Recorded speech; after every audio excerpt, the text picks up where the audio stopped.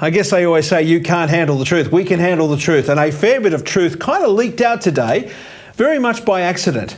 And it's everything you suspected all along about why all those major Australian companies and sporting codes and celebrities threw millions upon millions at their Yes campaign in the referendum. Why did they do it? And why were they so wrong?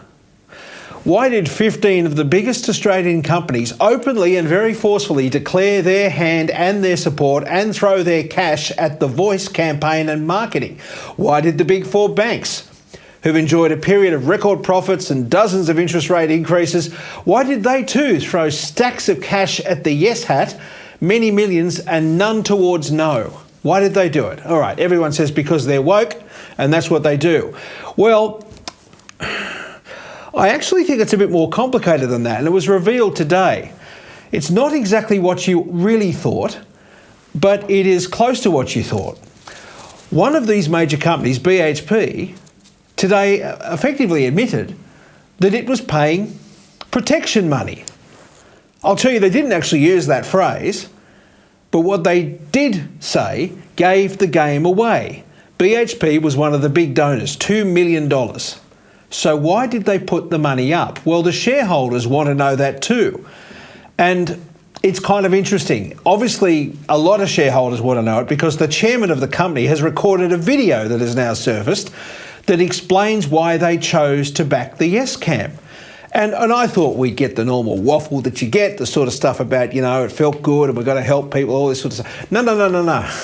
BHP, very different answer.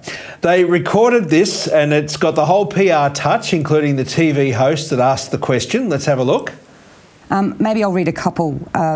Maxwell says, why did BHP support the Yes vote? And John asks, why did you only contribute to the Yes side and not to the No side of the debate? All right, they must have had a barrage of complaints to do this. So here is the chairman of BHP, Ken McKenzie. Roll the tape. I mean, we operate on the traditional lands of Indigenous peoples at many of our locations around the world. We partner widely with Indigenous communities and have long-term agreements with traditional owners and other First Nations peoples. And these are critical relationships to BHP's ability to start new projects, expand existing projects, and to operational continuity.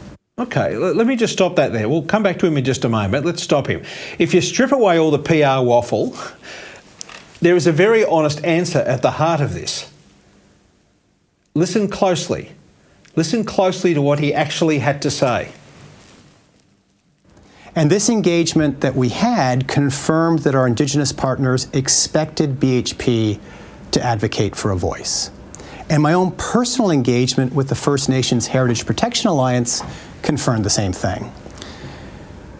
The choice in this referendum was always with the Australian people. But for BHP, the reasons for supporting a voice were clear, and they were in the best interests of the company. The best interests of the company. So they're not talking about Aboriginal disadvantage. They're not talking about remote towns and abused kids or whatever else. No, the best interests of the company. They paid the fair money. They paid the protection cash. He's too polite to say all of that, but that's what they did. It was a business decision. It wasn't about a marketing position. It was a business decision. And to think people thought they were virtue signalling. This is straight out business. Sorry for the confusion and sorry for the comparison, but it's just like, I don't know, paying the local thugs to stop smashing your windows. That's an ugly thing to say. Yeah, I know, I appreciate it. But that's essentially what their argument is. In all honesty, it's straight out insulting. They're saying that they had to pay this because they worried if they didn't, there'd be a whole lot of people that would come after them.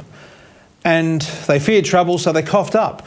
$2 million for BHP is bugger all in a $78 billion turnover company with a profit of $21 billion. It is a rounding error. They probably spent more money than that on bumper stickers for the firm. But, you know, here it is fundamentally. Voters disagreed, and plenty of the shareholders did too, but the risk of not paying the money must have been too great. So $2 million made sure that BHP would get traditional favourable treatment from the owners of the land in the future. That's what it was for. That's what they said. But he and all the other companies miss the overwhelming point here, that the majority of their staff, their shareholders, would have actually been treated less favourably in our constitution if the thing had passed.